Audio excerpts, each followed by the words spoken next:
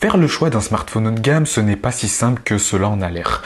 Malgré cela, aujourd'hui, je vous propose une sélection de quelques bons smartphones haut de gamme à choisir en 2023 dans une courte vidéo. Salutations à toutes et tous, ici Romain le Phocéen, et aujourd'hui, au sein de cette nouvelle vidéo, nous allons voir quelques smartphones haut de gamme qui valent le coup à l'achat. Sachez que l'on rentrera pas dans les détails de chaque smartphone. L'objectif est surtout de vous guider dans des choix cohérents en fonction de votre profil. Dans la tranche tarifaire touchant les 1000 €, il y a pour moi un smartphone qui est évident à recommander, c'est le Samsung Galaxy S23 Plus.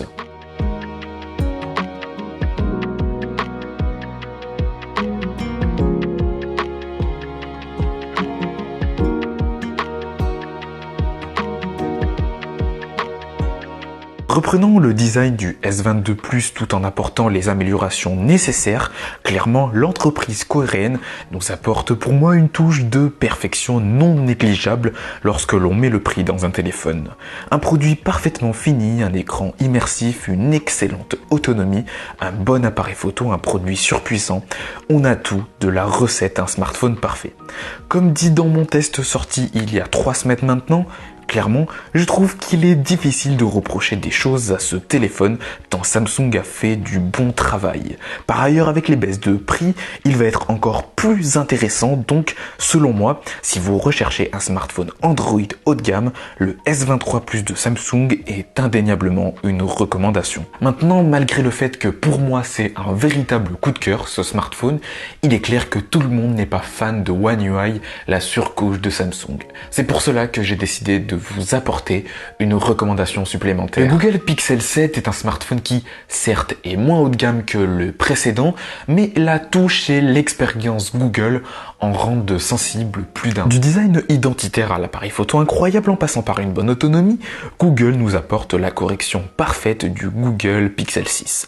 Ce téléphone est vraiment bon et il a l'honneur d'être largement en dessous des 1000 €. Malgré le fait qu'il manquera un peu de puissance avec Google Tensor par rapport aux dernières puces Qualcomm, soyons honnêtes, l'expérience Google au sein de ce smartphone est juste impeccable. Maintenant, ensemble avec les 3 prochains smartphones, nous allons exploser le budget et on va passer en dessus des 1000 €. Et on commence avec le premier qui est donc l'iPhone 14 Pro Max. Ici, Apple a vu juste en proposant un téléphone avec définition impeccable, une expérience photo et vidéo maîtrisée, une expérience logicielle travaillée aux petits oignons, une autonomie impressionnante également.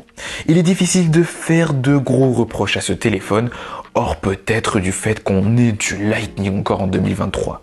Vous avez en plus un lot d'accessoires extrêmement impressionnants qui s'ouvrent à vous avec MagSafe par exemple. Je vous invite à jeter un œil à mes différentes sélections et vidéos concernant quelques accessoires essentiels pour les iPhones. Globalement, l'iPhone 14 Pro Max est un beau téléphone vraiment complet et honnêtement, entre nous on peut le dire, l'investissement en vaut la chandelle. Cependant, si vous avez un iPhone récent, je pense notamment aux iPhone 12 ou aux iPhone 13, je vous recommanderais d'être patient et d'attendre les prochains iPhone 15 qui, selon les rumeurs, devraient être vraiment intéressants. Maintenant, pour revenir du côté Android ultra haut de gamme, pour moi, il y a un seul smartphone à citer, c'est le Samsung Galaxy S23 Ultra. Je vous le dis honnêtement, ce téléphone, c'est la définition même de la perfection. Certes, il est très cher, mais historiquement, je n'ai pas vu sur le marché un smartphone aussi abouti que le S23 Ultra.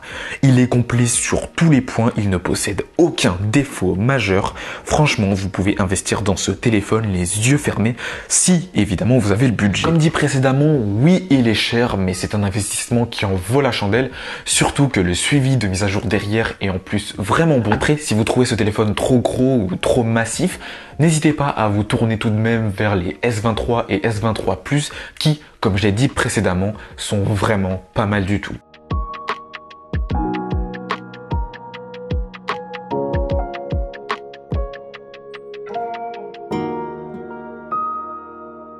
On va donc terminer cette vidéo avec une touche d'originalité et ici j'ai envie de vous recommander donc un smartphone qui est original et ici c'est le Samsung Galaxy Z Flip 4. Pourquoi je le mets dans cette sélection? Laissez-moi quelques secondes que je vous explique tout ça. Il n'est certes pas adapté à tous, je le reconnais, il n'est pas le meilleur sur tous les points, c'est vrai, notamment en termes d'autonomie ou de réparabilité, mais son originalité m'oblige à le citer dans cette vidéo.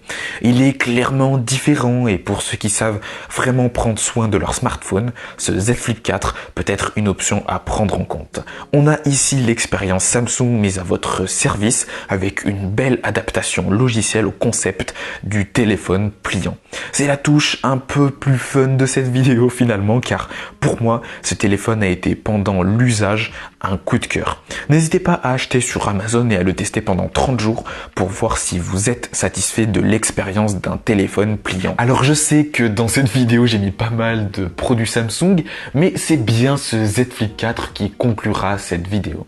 En tout cas, si vous avez des questions, des recommandations, les commentaires sont évidemment ouverts et là pour ça. Au passage, je vous invite à vous abonner à la chaîne et à mettre un petit like si cette vidéo vous a aidé ou vous a plu. Et quant à moi, je vous retrouve donc dimanche prochain à 11 h pour une nouvelle vidéo sur la chaîne. Allez, salut!